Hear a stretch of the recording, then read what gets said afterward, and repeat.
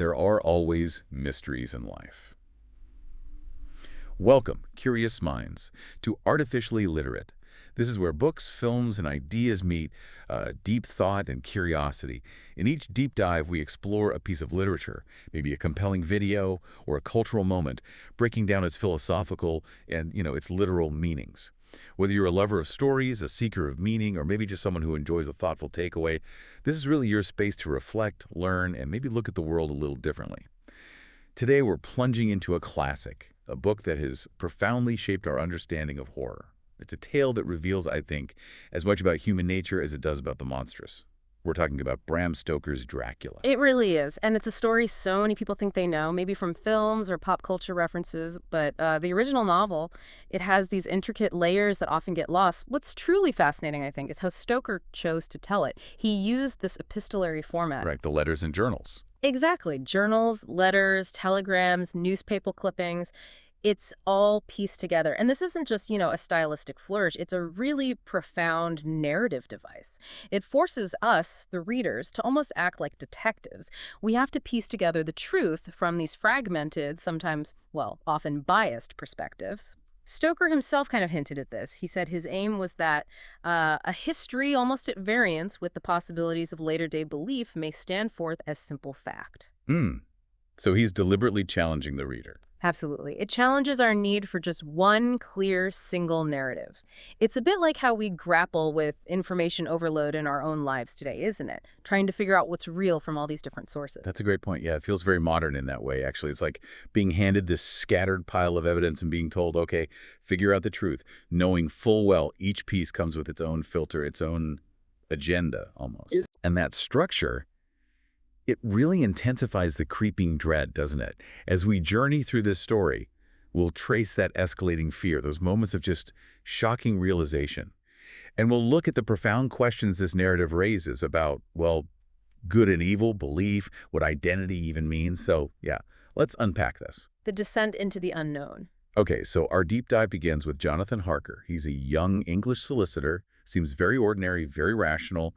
He's dispatched from comfortable Victorian London to this remote, ancient castle way out in Transylvania. Yeah, on the surface, it's just business. Finalizing a property sale in London for this mysterious count. And that first invitation from Count Dracula, it sounds so polite, doesn't it? Almost. Overly formal. Deceptively so. Welcome to the Carpathians. I am anxiously expecting you. Sleep well tonight. All very standard. I trust that your journey from London has been a happy one, and that you will enjoy your stay in my beautiful land. Yeah. Sounds so normal. Exactly. It's this perfectly innocuous start delivered with this unsettling formality. But it's the calm before the storm leading into this absolute nightmare. Right from the outset, the ordinary just starts to dissolve, doesn't it? Yeah. Into the extraordinary. It perfectly sets the stage for the supernatural to kind of invade Harker's rational modern world. It really does. And the journey itself, it's not just a physical trip. It becomes this psychological descent. It mirrors his own mounting apprehension. Think about his stop in Bistritz. Harker notes it's an interesting old place with a stormy existence. What does that mean, stormy existence? Well, the town's history, as he notes, is full of repeated fires, sieges, huge casualties. It immediately suggests this place where violence and tragedy are just ingrained, like a thin veneer of civilization over something ancient and brutal. Okay, so the place itself feels kind of cursed already. Exactly. And then when Harker tries to ask about Count Dracula, just mentioning the name, Yeah. What happened? the locals instantly cross themselves. They get really cagey, suddenly pretending they don't understand German, even though they clearly did moments before. Wow. So immediate red flags. Huge red flags. It establishes this atmosphere of just deep-seated local fear and superstition, like a primal dread that's completely alien to Harker's logical, almost clinical English mindset. You can really see how the environment itself starts to prey on his mind, even before he meets the Count. Definitely. As he travels closer to the Borgo Pass, the landscape itself gets wilder, more imposing. It's reflecting the turmoil building inside him. And the people he meets. The peasants exhibit this strange mixture of fear-meaning movements. They're making the sign of the cross, guarding against the evil eye when they pass these roadside crosses. And they warn him. They do. They warn him about fierce dogs and then add this really chilling line, almost casually. You may have enough of such matters before you go to sleep. That's delivered with this weird fatalism, like they just accept the danger. Precisely. It underscores their deep-rooted understanding of the dangers lurking there, dangers Harker just can't comprehend yet. The journey then really ramps up, doesn't it? The imagery gets frantic. Oh, yeah. The lashing of the horses, the passengers urging the driver to speed up. Yeah. It's this desperate rush against some unseen menace. And then, in the darkness, Harker overhears that whispered line from Berger's ballad, Lenore. Denn die Toten reiten schnell. For the dead, travel fast. Yeah. Yeah. Exchange between frightened locals. It's just a chilling piece of foreshadowing. The first direct hint of the supernatural dropped right there. And the driver of that carriage, Yeah. who turns out to be the Count himself. Right. He demonstrates this prodigious, unnatural strength. Remember when his hand catches Harker's arm? Yeah. Described as a grip of steel? Yeah. It is subtle, but it's powerful. It signals this impossible physical prowess. It makes us and Harker immediately question the boundaries of the natural world. It's such a crucial setup. Because Harker, coming from this highly rational, industrialized Victorian society, he's completely unprepared for this ancient world, where superstition isn't just folklore, it's a daily lived reality. Totally unprepared. It really makes you think, doesn't it? About how new environments, especially ones steeped in different traditions or fears, can warp our sense of reality. How do we interpret subtle warnings? Like the villagers crossing themselves, or those ominous remarks from the driver. Especially when we're committed to a path driven by logic or maybe just obligation. That's a great question. We often dismiss them, don't we, as just quaint local customs, maybe, rather than actual threats, much like Harker initially does. Yeah, it's a very relatable human tendency to Okay. filter out what doesn't fit our preconceived notions or our modern understanding. We think we know better. It absolutely is, and that plays directly into one of the core philosophical threads of the story. Stoker forces us to confront the limitations of a purely empirical, purely rational worldview. Think about it in our own lives. When we step into unfamiliar territory, whether it's a new culture, a complex political issue, even just a difficult personal situation, our established ways of understanding things can fail us. We often miss subtle cues or dismiss warnings because they don't align with our modern or rational view. We label anything that defies our logic as superstition or irrational. Right. The novel really challenges that inherent bias. It asks us to consider if maybe there are truths exist outside our current scientific or cultural understanding. And maybe our dismissal of them is our greatest vulnerability. So Harker finally arrives. Yeah. Midnight. This vast, ruined castle, eerie wolf howls echoing around him. Which the strange driver, the Count, seems to command with just this casual wave of his long arms, almost like a sinister conductor. Creepy. And the entrance itself. Oh, yeah. Rattling chains and the clanking of massive bolts. The door swings open, and there he is, the Count. It's pure gothic nightmare fuel, signaling that Harker has absolutely crossed a threshold into a realm where familiar rules just don't apply anymore. Okay, let's talk about the Count's appearance. Yeah. Because it's not immediately monstrous, is it? No, and that's key. The initial physical description is designed to create unease through contradictions.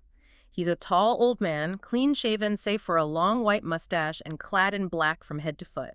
Sounds quite distinguished, maybe a bit severe. Right, could be anybody. But then Stoker layers in the details. A very strong aquiline face, hinting at something predatory, almost bird-like. And then the truly chilling parts. Peculiarly sharp white teeth that protruded over the lips, and those lips have this remarkable ruddiness showing astonishing vitality despite his age and pallor. And the ears. The extremely pointed ears and the extraordinary pallor. It's this careful blend of the human and the subtly monstrous. It's meant to create creeping unease, not immediate shock horror. It slowly erodes Harker's sense of normalcy. And that smile he gives. Yeah. The malignant and saturnine smile. Mm. It just doesn't quite match his polite words. That must have been truly unnerving for Harker. Absolutely. Yet, despite all this weirdness, Harker is initially impressed, isn't he?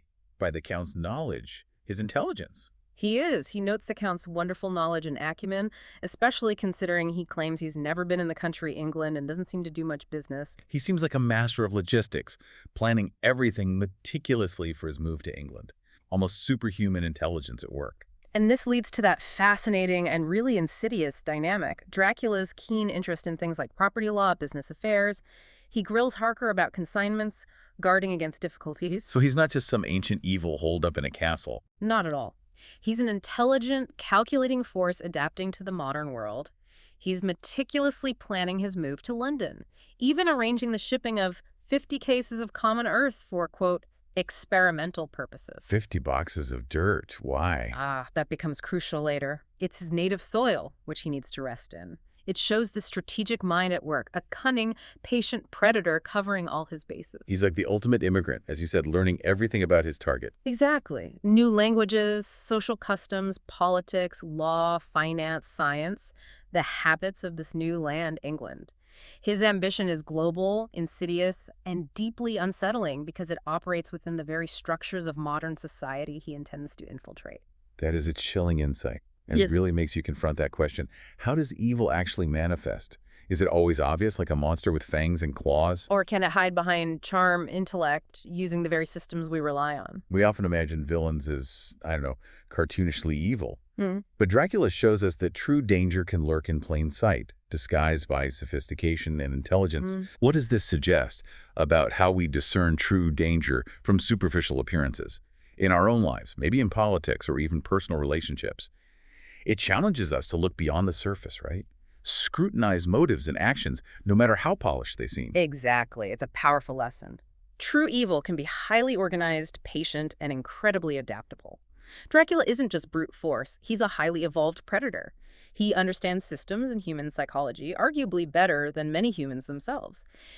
In our world today, this translates to recognizing that threats might not always come from obvious sources or overt violence. They can be subtle, calculated, even charming, operating through manipulation and strategic planning. That makes them all the more insidious. Yeah. It really encourages critical thinking about where real power lies and how it might operate in the shadows, not just through force, but through eroding norms, subverting trust. So Harker's initial unease, it quickly morphs into dread, then absolute terror. Right. He realizes his letters home are being intercepted, read. He's forced to write only these formal notes, relying on shorthand for his real thoughts, a desperate little act of rebellion. He feels utterly in prison, trapped. He talks about his nocturnal existence just destroying my nerve, the isolation, the psychological games. It's crushing him. The psychological toll is immense, and Stoker shows it so vividly through Harker's raw journal entries. He starts seeing the Count doing impossible things. Like climbing down the castle walls. Exactly. Lizard fashion, moving downwards in a sidelong way. It's grotesque. It defies natural law, physics. Harker describes himself as being in a sea of wonders, experiencing horrible imaginings. He's tormented by that fundamental question, what manner of man is this? Or what manner of creature is it in the semblance of man? It shows the complete breakdown of his rational mind when faced with the impossible. His whole worldview offers no explanation. And he tries to escape, doesn't he? Testing locked doors. Finding new locks appearing mysteriously, realizing the key is gone, it's this terrifying confirmation of his total captivity. He even risks climbing outside on a ledge. That sounds desperate. Extremely desperate, an act of sheer self-preservation. And it's during one of these explorations he finds that great heap of gold. Ah, yes, the ancient money. Roman, British, Austrian, Hungarian, Greek, Turkish money, all covered in dust, some not less than 300 years old. It's this subtle but powerful hint of the Count's ancient existence, his immense accumulated wealth, his long history of preying on humanity across centuries, across civilizations. It's like a literal treasure chest of history, but completely tainted by evil. And this period is crucial for his sanity, you said. Absolutely. He's constantly grappling with what he's seeing, wondering if he's going mad, which is a completely understandable reaction, right, when you see things that just can't be real. Yeah. He even notes with this chilling irony that the Count is the least dreadful to me among all the foul things that lurk in this hateful place. He finds this twisted kind of safety in just serving the Count's immediate purpose, focusing on its captor rather than the other, or maybe even worse, horrors he's glimpsed. Like the vampire women. Exactly. His internal struggle echoes Hamlet. God preserve my sanity, for to this I am reduced. It's a descent into psychological fragility that's as profound as any physical torment, pushing him right to the edge of reason. So what does this mean for you, the listener, thinking about your own life? When you're faced with overwhelming evidence that just defies conventional reality, how do we cope? How does the mind react when it's forced to confront the impossible, when its entire framework of understanding just shatters? Harker's experience is such a stark reminder of how fragile our sense of reality can be when confronted with phenomena that simply cannot be explained by what we know. That contrast between this ancient, almost elemental evil and Harker's modern psychological fragility is incredibly stark. It really makes us question the limits of our own understanding, our own resilience. It raises that profound question about epistemology, right? Right. How we know what we know, and the limits of human knowledge. Exactly. Harker's reliance on empirical observation, rational deduction, the pillars of Victorian progress, they're completely inadequate against an entity that operates outside those rules. Stoker challenges us to consider the possibility that some truths might lie beyond our current scientific paradigms. Not because they're inherently untrue, but because our tools, our frameworks, are just insufficient to grasp them. In our age of information overload, rapid technological change, Dracula challenges us to keep an open mind, to question our assumptions, even when faced with concepts that seem utterly alien or irrational, but crucially, without succumbing to madness or denial ourselves. It's a tricky balance. A very delicate balance, to question assumptions without losing our grip on reality altogether. The shadow spreads. Okay, so while Harker is trapped in this nightmare, the narrative shifts. It creates this really stark contrast. We're back in England, familiar, comforting England. Specifically focusing on Lucy Westenra. She's this vibrant, innocent young woman, and her dear friend Mina Murray, who is Jonathan Harker's fiancée at this point. And Lucy is just full of life, isn't she? She gets 3 marriage proposals in one day. 3. From Dr. John Seward, the asylum director we mentioned, Quincy P. Morris, the adventurous American, and Arthur Holmwood, the aristocrat, her childhood sweetheart. It paints this picture of idyllic English domesticity, a world utterly unprepared for the ancient evil that's about to arrive. This initial picture of, well, domestic bliss, romantic tangles, it's crucial, isn't it? It highlights the contrast with the terror brewing back in Transylvania. Absolutely. Lucy's charming, maybe slightly naive perspective, it underscores the innocence of the world Dracula is about to invade. Her internal conflict about rejecting the poor fellows, feeling genuine sympathy for their heartbreak, it makes her deeply human, relatable, endearing. Yeah, you feel for her. And that serves to maximize the emotional impact later, when her innocence is shattered and this seemingly perfect world gets corrupted. It's a classic setup. Yeah. Show what's at stake, the purity, the order of English society. And this very English sense of security, this tranquility, it's about to be tainted. The setting shifts to Whitby, a picturesque coastal town. Stoker describes it beautifully, the lovely place. The Esk River, the ruins of Whitby Abbey looming over the town, the peaceful churchyard overlooking the harbor. A symbol of stability, history. Exactly. But this tranquil scene soon becomes the site of the first unsettling incidents, a harbinger of the evil to come. It shows how the mundane can suddenly turn sinister. And it's right there, in that churchyard, that we meet Mr. Swales. Ah, the cynical old man. I love him. He's great, isn't he? Lives by the sea, completely dismisses tombstones as nothing but lies. He humorously claims, in nigh half of them, there being no bodies at all, and the memories of them being cared a pinch of snuff about, much less sacred. He tells that story about George Cannon, the suicide. Whose tombstone falsely proclaims hopes of a glorious resurrection. Yeah, it's this sardonic commentary on human deception, even in death. But what's fascinating is that his cynicism, while it seems lighthearted, ironically touches on a deeper truth about the facade of respectability, the unreliability of recorded history. It foreshadows the literal grave robbing and desecration that's about to happen.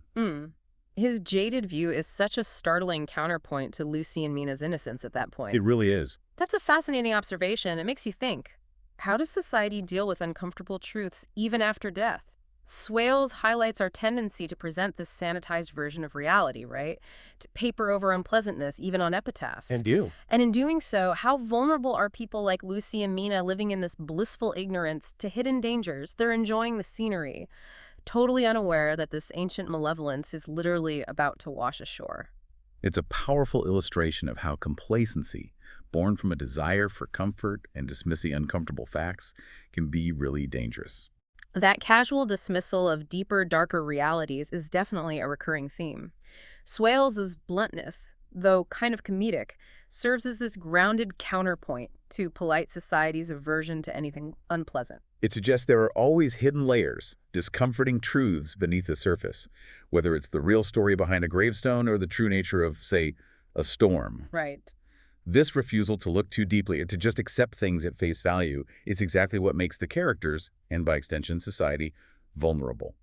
Stoker is subtly warning his readers about the dangers of intellectual and moral superficiality. So the calm before the storm, it's palpable, almost suffocating, and then the tempest breaks. Violently. A greatest and suddenest storms on record hits Whitby. The sea becomes a roaring and devouring monster. Masses of sea fog drift inland, white, wet clouds which swept by in ghostly fashion. It's this dramatic, almost biblical upheaval. It signals a profound disruption, not just of weather, but of the natural order itself, unleashing something unnatural. And this storm isn't just weather, is it? It's a vehicle. Exactly. A vehicle, a chilling harbinger, a symbol of invasion. Amidst the chaos, this foreign schooner, the Demeter, appears. With all sails set in that storm, that's weird. Highly unnatural in such a gale. It rushes into the harbor, seemingly unsteered save by the hand of a dead man. Wow. That image is deeply unsettling. It hints at this unnatural force, a violation of natural order. The ship's eerie entrance, like a ghost ship appearing out of the fog. With its sails flapping idly in the dead calm before the storm hit, remember? It creates this profound sense of unnaturalness that goes beyond just bad weather. It's less like a ship and more like a coffin, ferrying death to England's shores. And the discoveries on board are just macabre. They find the cargo, those great wooden boxes filled with mold, consigned to a local solicitor. The boxes of earth again. The boxes of earth. And even more disturbing, that big dog that bravely jumps ashore, it just disappears, vanishes. And then another dog is found dead. A large mastiff nearby. Its throat was torn away, and its belly was slit open as if with a savage claw. The clues are mounting, pointing to something far beyond a shipwreck or a wild animal, pieces of a puzzle too horrifying for the locals to even comprehend yet. Then there's the ship's log. That tells the real story. Oh, the log is terrifying, a chilling testament to escalating madness and fear on the voyage from Varna. It records the mate's descent into madness, he claims. It is here. I know it now. He saw it. He saw it, like a man, tall and thin and ghastly pale. And when he tried to stab it, his knife went through it, empty as the air. Ugh. Horrifying, the intangibility. Exactly. And the captain feels the dread, too. He resolves to tie my hands to the wheel when my strength begins to fail, and along with them I shall tie that which he dare not touch. Presumably a crucifix or rosary. So this is the first direct, visceral account of Dracula's presence in England, detailing his power, his invisibility, the terror he inspires even in hardened sailors. It's an eyewitness account, unfiltered by Harker's more rational perspective. We see the horror through the eyes of those forced to confront it directly. It really makes you think about how societies react to unexplained phenomena, doesn't it? When the rational mind just fails, what fills the void? The Demeter's arrival, the gruesome discoveries, it's beyond the grasp of science or logic for the townspeople. It forces them to confront a reality that defies their understanding. Like collective anxiety or even mass hysteria when faced with widespread, unexplainable events today. Absolutely. This segment really highlights that clash between the natural and the supernatural, the familiar world being invaded by the unknown, and that universal human struggle. Try to make sense of the senseless, or just deny it altogether. What's fascinating, too, is how the fear spreads. It's insidious, not through direct knowledge, but through this terrifying pattern developing. Right. The logical explanation storm, shipwreck, it's quickly overtaken by this chilling sense of dread among the townspeople. The disappearing dog, the dead mastiff, it creates this pattern of violence that can't be easily dismissed or explained away. It's the subtle, cumulative effect of these unexplained incidents that chips away at everyone's sense of security. It shows how easily the familiar world can become alien when confronted with something truly outside its bounds. It makes you think how quickly unreason and suspicion can take root when facts are scarce and fear is abundant. Makes communities vulnerable to panic, maybe even conspiracy theories. A very relevant point, even today. So after the storm, after the Demeter, a new unsettling pattern begins. Closer to home for Mina. Lucy starts sleepwalking again. Mina mentions it's an old habit. But one night, it takes this terrifying turn. Mina finds her outside. Yes, on her favorite seat in the churchyard. She sees this half-reclining figure, snowy white, and then something dark stood behind the seat where the white figure shone and bent over it. Then, in a flash, Mina sees a white face and red, gleaming eyes. It's the first direct, horrifying encounter. The Count's malevolence impacting someone so close, an intimate invasion of innocence. And this is the first direct attack on Lucy. Her health starts to decline rapidly after this, doesn't it? Alarmingly fast, characterized by extreme pallor, loss of vitality, gasping for air, and those unhealing tiny wounds on her throat. described so chillingly as like little white dots with red centers. And her mother is sick too. Yes, compounding the tragedy. Her mother has a weak heart. The narrative stresses that any sudden shock could kill her. This creates terrible vulnerability for Lucy, torn between her own mysterious illness and her mother's fragility, and immense stress for Mina, trying to protect them both. So Dr. Seward, one of the suitors, calls for help. Right. He calls his old master, Professor Abraham Van Helsing, this great specialist from Amsterdam. Van Helsing arrives and immediately sees how dire it is. His diagnosis is stark. She will die for sheer want of blood. There must be transfusion of blood at once.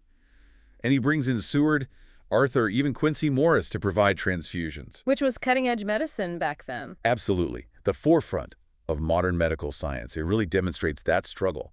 Scientific method versus this ancient, seemingly unscientific evil. They're trying to combat the unknown with the best of modern medicine. In this era of burgeoning scientific discovery, trying to rationalize the irrational. But while they're doing this, these other weird things are happening in London. Simultaneously, yes. Disturbing reports start appearing in the Westminster Gazette. Children disappearing from their homes, returning with tiny wounds in the throat. Lured away by a bloofer lady. Exactly. This societal panic starts to build, and the children's innocent yet twisted game of luring each other away by wiles. It shows the widespread, yet still unacknowledged impact of the count. And Lucy's decline mirrors this. Tragically parallels these incidents. It connects her individual fate to this wider, insidious threat quietly spreading through London. And that term, bloofer lady, is likely a child's innocent corruption of beautiful lady, highlighting how evil can masquerade as something alluring, benign, preying on innocence and trust. But despite all their efforts, the transfusions, the science, Lucy dies. Sadly, she succumbs. Dr. Seward notes with such poignant simplicity. We thought her dying whilst she slept, and sleeping when she died. But Van Helsing knows better. He does. With chilling foresight, grave solemnity, he declares, "Not so, alas, not so, it is only the beginning." Ugh. That's not just the end of a life. It's the terrifying realization of a transformation, a perversion of life itself. The dawning understanding that death isn't the end for everyone. It truly marks a pivotal shift in the whole narrative. The initial horror of the unknown, the creeping dread. It gives way to this dawning, terrifying understanding that a far greater struggle lies ahead. And the bloofer lady phenomenon reflects how inexplicable, terrifying events can manifest as urban legends, collective fears. It shows that breakdown of societal rationalization when faced with something that just defies scientific explanation. Precisely. This is where scientific understanding hits a wall. It meets something truly beyond its scope, something that fundamentally defies their most basic assumptions about life and death. It leaves them no choice but to confront the truly monstrous. That quote, "Not so, alas, not so, it is only the beginning." It perfectly captures that growing sense of dread, doesn't it? The realization that something ancient and terrible has found its way into modern London and it's corrupting the city from within. You're listening to Artificially Literate, where we break down the books, films, and ideas that shape our world. If you're enjoying this deep dive into Dracula, please be sure to follow us on Apple Podcasts, Spotify, and YouTube so you don't miss our next exploration. And as we delve deeper into the second half, we find that the true horror often lies not just in the grotesque appearance of the monster itself, but really in our willingness or unwillingness to confront or maybe even deny what defies our understanding. It's that intellectual and emotional struggle to believe the unbelievable that truly defines the human experience in this terrifying narrative. Let's take a quick moment and then we'll return to see how our protagonists begin to piece together the truth and finally stand against this encroaching darkness. The gathering of forces. Okay, we're back. So Lucy's tragic story has unfolded, and now Mina Harker, Jonathan's wife, steps into a crucial role. She becomes the meticulous archivist of their horrifying experiences. Right. She starts transcribing Jonathan's harrowing journal entries from his time in Transylvania, trying to make sense of his fragmented, terrifying accounts. And initially, she struggles to believe it right, this terrible record. She wonders if it's true or only imagination, or maybe just a result of Jonathan's brain fever, his breakdown after escaping. It's completely understandable doubt. But then there's a crucial piece of evidence. They see a man in London just briefly on the street. Who looks like the Count? Exactly. Who strongly resembles the Count from Jonathan's description. And this forces a horrifying shift in her perspective. The penny drops. It really does, she thinks. That fearful Count was coming to London, if it should be, and he came to London with his teeming millions. There may be a solemn duty, and if it come, we must not shrink from it. Her meticulous, rational mind is slowly, terrifyingly, forced to confront the impossible possibility that Jonathan wasn't hallucinating. This moment of realization for Mina is absolutely critical, isn't it? It's where doubt starts to yield to this terrifying conviction. Born from empirical observation, seeing the man combined with the unexplainable nature of Jonathan's journal. It is. And Van Helsing, sensing her struggle, but also her unique capacity for belief, her strength, confirms her deepest fears. He states it with absolute certainty. Strange and terrible as it is true. I will pledge my life on it. That validation must have been essential. Crucial. Not just for Mina, but for the whole group forming around Van Helsing. Dr. Seward, Arthur Holmwood, Lord Godalming now, after his father's death, Quincy Morris. They're all men of science, men of action. But they need this authoritative confirmation from a respected intellectual like Van Helsing to fully commit to fighting an enemy that defies all their previous understanding, to move past denial and into acceptance. And central to their ability to fight, to even conceive of fighting such an enemy, is Van Helsing's unique philosophy. Yes. When Dr. Seward, who is grounded in that strict empiricism of Victorian science, presses him to explain his cryptic reasoning, Van Helsing says something profoundly important. What's that? He says, I want you to believe in things that you cannot. Wow, that's a direct challenge to scientific thinking. It is. He argues that there are always mysteries in life. And he illustrates this with striking examples. The incredibly long life of Methuselah from the Bible, the longevity of certain animals like tortoises and elephants, even the seemingly impossible feats of Indian fakirs who could supposedly defy death and burial for extended periods. So he's saying, look, the world is weirder than you think. Essentially, yes. He's not asking them to abandon reason, but to expand their very definition of what's possible, to accept a reality that might be larger than their current scientific framework allows for. He fundamentally challenges that rigid scientific mindset, that notion that everything must be explainable by known laws. He does. He suggests that we shall have an open mind and not let a little bit of truth check the rush of a big truth. Don't let a small fact block a larger reality. Exactly. This concept of embracing the seemingly impossible rather than rejecting it outright just because it doesn't fit existing paradigms, that's precisely what allows the group to move forward. It's a call for intellectual humility, really. Recognize the limits of your current knowledge. And the men, though they are initially skeptical, resistant even to this superstition, they commit. They commit. They form this solemn compact. For Lucy's sake, yes, but also for the sake of all humanity. It's an alliance forged not just in grief, but in this shared, terrifying belief in the unbelievable. This segment, it really explores the boundaries of knowledge, doesn't it? And the necessity of faith, or at least a very open mind, when you're confronting the inexplicable. It does. In our world today, with information overload, conflicting narratives, truth feeling subjective, how do we discern genuine reality, especially when it challenges our deeply ingrained, preconceived notions? It's easy to dismiss something as madness or superstition. But Dracula forces us to consider the danger of that kind of intellectual rigidity. It's about being brave enough to consider that maybe our understanding of reality is incomplete, and that a truly open mind is perhaps the strongest weapon against overwhelming disbelief or denial. It raises that important question for us today, doesn't it? Are we sometimes so committed to what we think we know, or what we want to believe, that we become blind to uncomfortable truths? Van Helsing's argument is that a small, comfortable truth can become a barrier to a larger, more challenging one. This isn't about abandoning reason entirely. It's about expanding its scope, acknowledging that not everything fits neatly into a lab experiment or a predefined category. It's a vital lesson in critical thinking, really. Scrutinize all evidence, even the stuff that seems fantastical, and remain open to revelations that might overturn our assumptions, especially when the stakes are this high. Okay, so they've made the decision. They believe the unbelievable.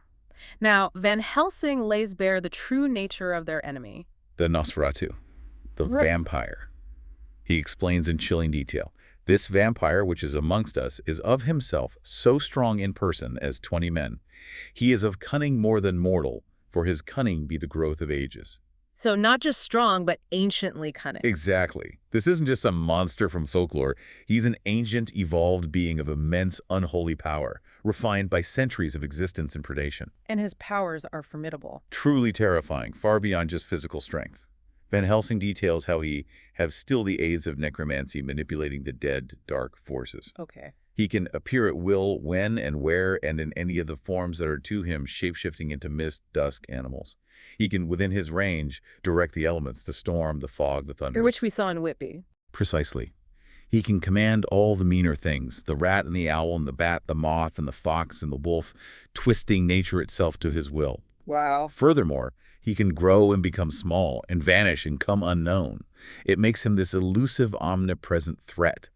This comprehensive list of powers really establishes the sheer, almost insurmountable nature of their foe.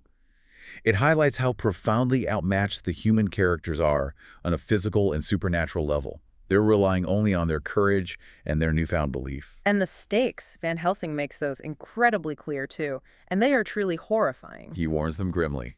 If they fail, they will become as him. Become vampires themselves. That we henceforward become foul things of the night like him, without heart or conscience, preying on the bodies and the souls of those we love best. He adds that the gates of heaven shut to them forever, condemning them to an eternity of spiritual damnation. So this isn't just a physical fight for survival. Not at all. It's a battle for their very souls, a fight for their eternal salvation, the purity of their humanity. The spiritual cost of failure is just as terrifying as the physical one. Given that prospect, their plan of attack is both strategic and deeply symbolic, isn't it? Using spiritual power against this unholy being. Yes. They have to locate and sterilize that earth he brought with him, those 50 boxes. They recognize it as his sacred resting place, his connection to his ancient homeland, which sustains him, even here in London. So they have to find all the boxes. Find them and neutralize them. They break into the abandoned Carfax Chapel, where they find some of the great earth chests, and they proceed to purify the soil with sacred wafer the host from communion. Using a holy symbol. Defeating him with his own weapon, Van Helsing says, for we make it more holy still. This act of turning his power source against him, by making his unholy earth truly holy, is such a powerful act of defiance. It demonstrates faith's power to counteract and nullify unholy influence. This whole section really delves into how evil manifests its insidious nature. It forces us to consider the true price of engaging in a struggle like this, the potential for losing yourself in the fight, becoming what you despise. And that idea of using a symbol of good, the host, to battle evil.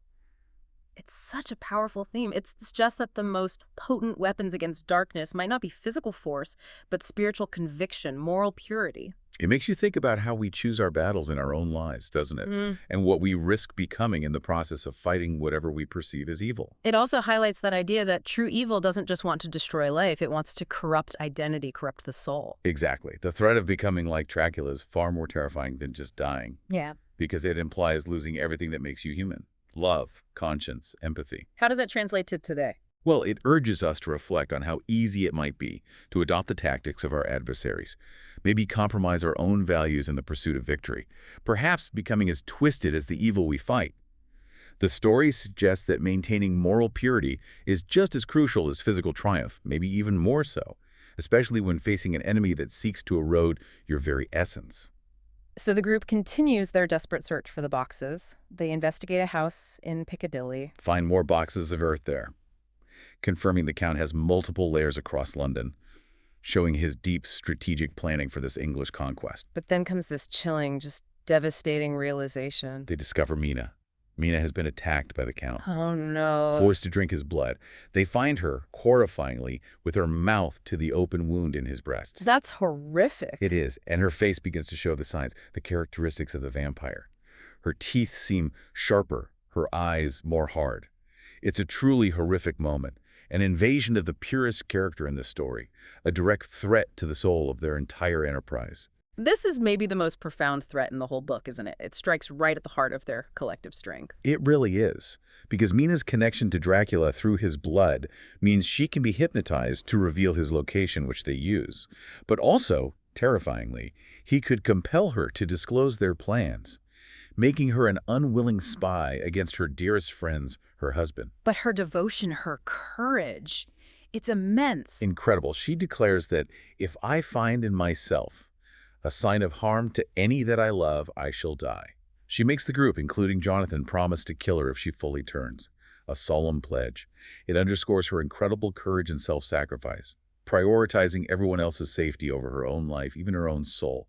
It's a moment of profound, heartbreaking nobility. So with Mina's life and soul hanging in the balance, this ticking clock above them, the chase begins. A desperate race against time to prevent her full transformation, and using Mina's hypnotically gained information. That darkness, lapping water and creaking wood. Exactly. Her subconscious mind revealing Dracula's perspective as he flees. They track him, escaping by ship, the Tsarina Catherine, heading back to Transylvania. They have to intercept him. The group divides. Some follow by water, some race overland, trying to cut off his escape. It's this true strategic pursuit across continents. And the pursuit is dangerous. Fraught with peril, a relentless test of their resolve, their endurance, pushing them to their physical and mental limits. Van Helsing explains that Dracula never ceased to prowl like a man-eater tiger, always dangerous.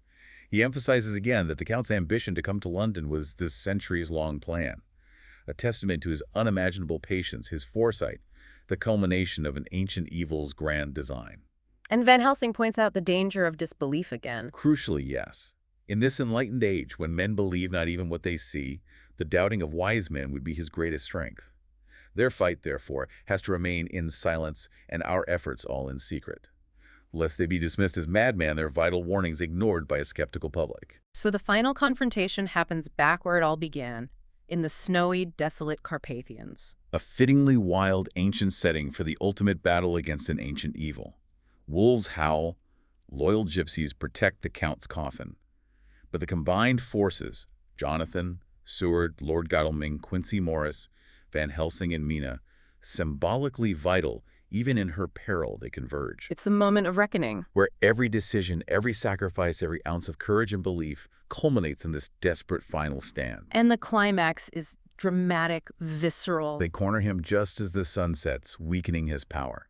Jonathan's great knife, his kukri knife, shears through Dracula's throat, and Quincy Morris plunges his Bowie knife into the heart. And the body. The monstrous body instantly crumbled into dust and passed from our sight, leaving behind, strangely, Van Helsing notes, a look of peace. Peace. After all that. It's ambiguous, isn't it? But the rapid, almost miraculous dissolution signifies not just physical death, but the complete eradication of this ancient evil, a profound, hard-won return to natural order. It's a triumph of unity, courage, and belief over an overwhelming, timeless darkness. This final act is such a powerful testament to collective will, isn't it? And sacrifice. In the face of just overwhelming evil. Mina's brave decision, prioritizing everyone else over her own life, her own soul.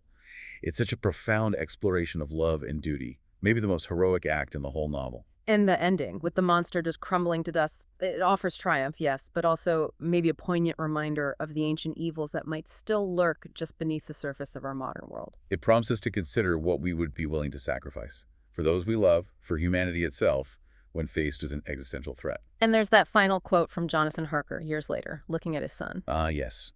We want no proofs. We ask none to believe us. This boy will someday know what a brave and gallant woman his mother is. It speaks volumes, doesn't it? Some truths are self-evident through action, through sacrifice. Even if they defy conventional proof, can't be explained by science. It reinforces that central theme of the novel, belief, and recognizing courage in the face of the inexplicable, a legacy of quiet heroism, not needing public validation. Wow. The journey through Dracula is it's a profound reminder, isn't it? That some truths really do defy simple explanation, and that our greatest strengths often lie not in rigidly sticking to what we already know, but in our willingness to believe beyond reason sometimes, to adapt to unforeseen threats, and crucially, to unite against the darkness, whether that darkness is external or internal. It's a testament to human resilience, the power of love, the enduring strength of friendship in the face of the truly monstrous. And that narrative style, telling the tale through fragmented personal accounts, it really does mirror the way we ourselves construct reality, doesn't it? From all these diverse pieces of information, facing that constant challenge of discerning truth amidst conflicting perspectives. It leaves us with that lingering, unsettling question. What unseen forces might we be ignoring in our own enlightened age?